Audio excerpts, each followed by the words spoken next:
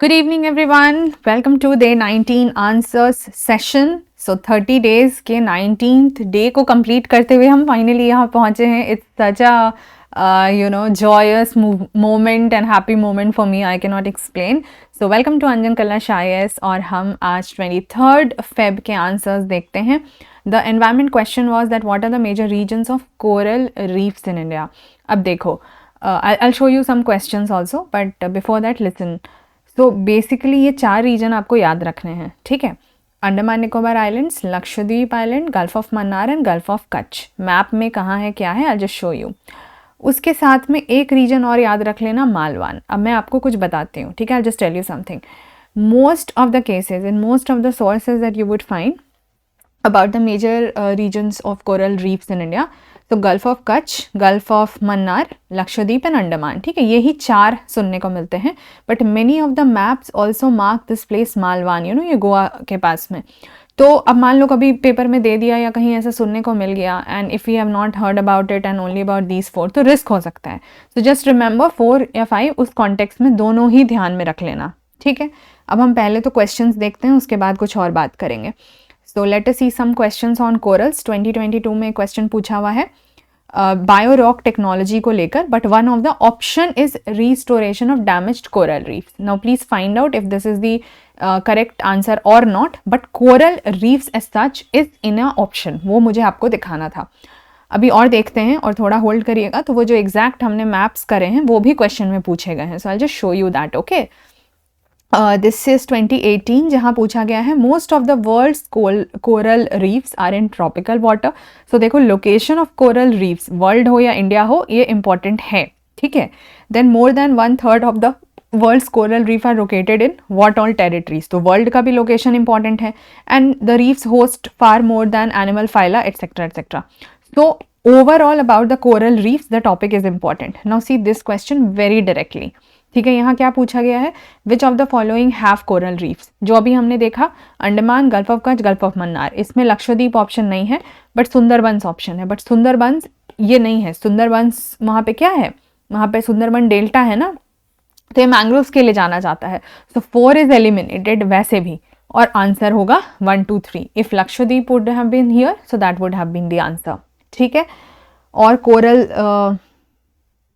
देखो, एक और क्वेश्चन है, क्लाइमेट चेंज को एसोसिएट किया गया है. So 1 option is corals and again coral reef से रिलेटेड, ठीक है.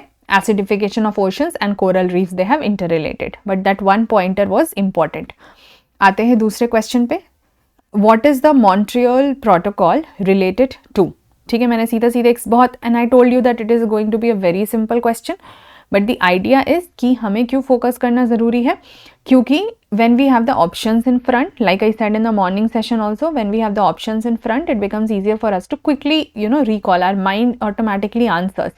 but जब सिर्फ नाम होता है तो हो सकता है दिक्कत हो जाए. anyways that is related to the ozone layer protection. now what is your work for the time being? firstly तो ये जानो कि मॉन्ट्रियल है कहाँ, where is Montreal located. So with map thing you will already get one more place to mark. Then of course read more about the Montreal protocol and official website से पढ़ लेना. मैंने आपको ये official से ही clipping निकाल कर दी है. Montreal protocol on substances that deplete the ozone layer, जिनको हम ozone depleting substances बोलते हैं, ठीक है. तो ये क्या है, नहीं है, कब आया, etc etc, just read about it. So that will help you understand about the question, ठीक है. अब एक बार ये देखो, 2015 का एक क्वेश्चन है. Which of the following is associated with the issue of control and phasing out of the use of ozone depleting substances, and Montreal protocol is one of the option. So why did I say that when we have to prepare a lot it becomes difficult for us to recall. अब मान लो जैसे Kyoto protocol है, Nagoya protocol, और भी बहुत सारे हैं. तो क्या हो जाएगा ना, आपको ऐसे तो सब लगेगा okay you know it all, but जब सिर्फ एक के बारे में, मान लो if I just ask you what is Kyoto protocol all about, तो फिर आपको फिर से डिफिकल्टी आएगी, probably just to probably a few to again recall and remember.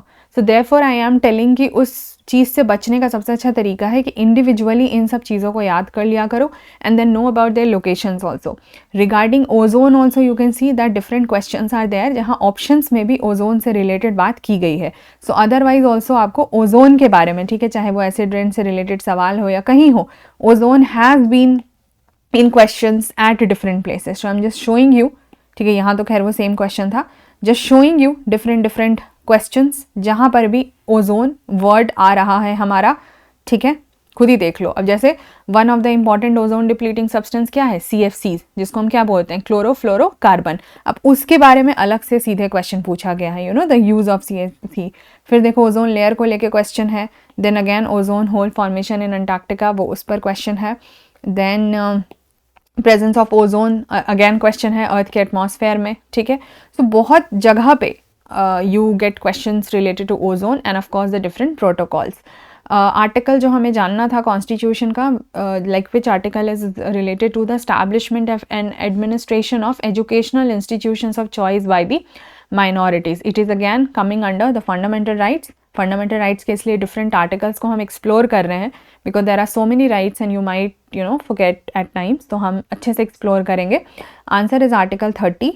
अब देख लो, article 30 comes under the cultural and educational rights. The rights of minorities includes religious and linguistic minorities to establish and administer educational institutions, ठीक है. Another article that comes under cultural and educational right is protection of minority interest, ठीक है.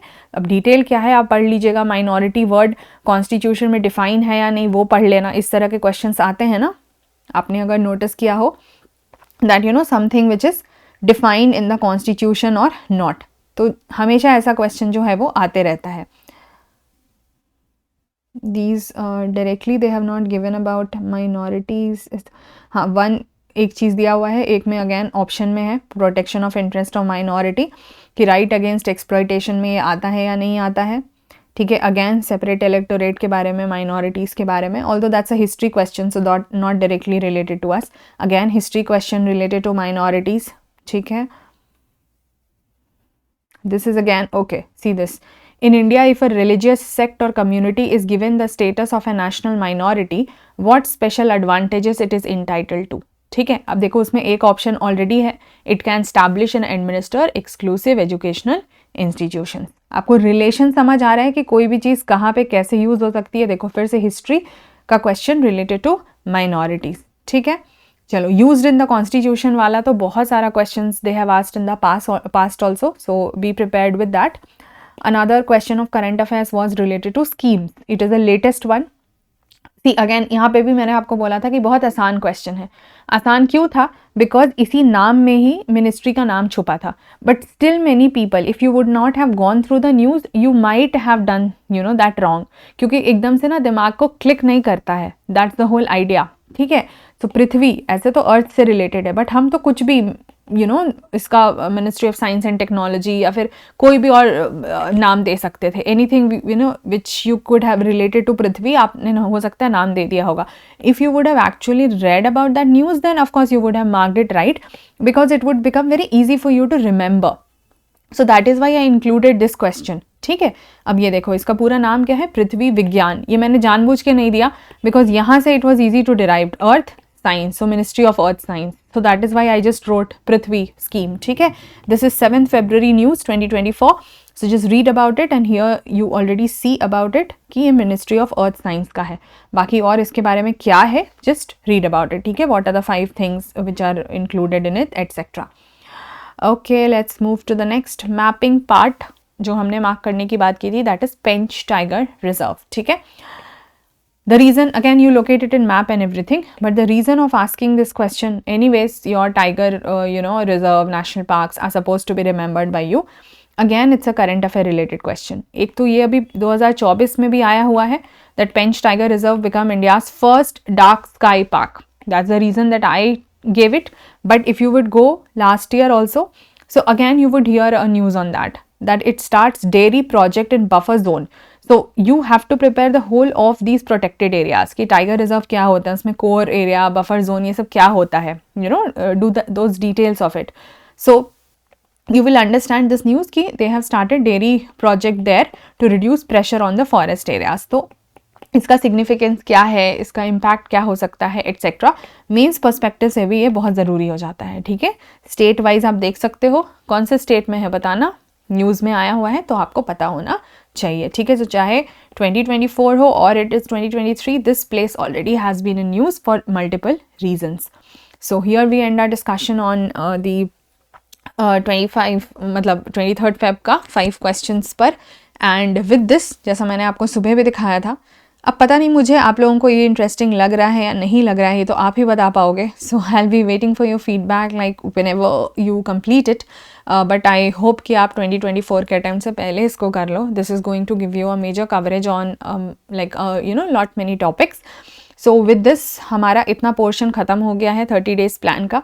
Saturday Sunday के लिए of course you have to do all the pending works, revision and all of those things, and I release the weekly report so that it gives you a compiled information of कि direct and indirect topics what has been covered. ठीक है, फिर हमारा सिर्फ एक week, proper एक week बचता है, and then of course Saturday Sunday revision, and then 2 दिन यहाँ। So as I said in the morning also 7 more days of activities. ठीक है, बाकी बीच में गैप्स भी हैं, but apart from those 4 days of gaps there are 7 days of activities also left, that will make it 11 days, and 19 हम already कर चुके हैं। सो हमारा 30 days कंप्लीट हो जाएगा।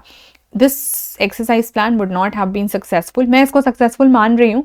ऑफकोर्स इसमें व्यूज़ नहीं हैं, अभी लोगों को इतनी पहुँच नहीं पता चली है, चैनल भी नया है, ये चैलेंजेस हैं, the reach is not there, but I still call it successful because I know that at least जिनको यूज़ हो रहा है उनको इससे बहुत फ़ायदा हो रहा है। सो धीरे धीरे हो सकता है कि ये बातें फैलें, और आप चाहो तो आप हेल्प कर सकते हो to spread the word so that more people know about it and understand. Now I see you guys, अभी तो वीकली रिपोर्ट रिलीज़ करेंगे, then I see you guys on Monday and will see कि वहाँ से हम आगे के कौन से टॉपिक्स को कवर कर रहे हैं। ठीक है, टेक केयर। हमने आंसर्स कर लिए पूरे अच्छे से। अब हम डे 20-21 पे रिवाइज करने के बाद डे 22 पे अपने एक्सरसाइज को कंटिन्यू करेंगे। Have a great time ahead, prepare well and take care of yourself. Bye bye.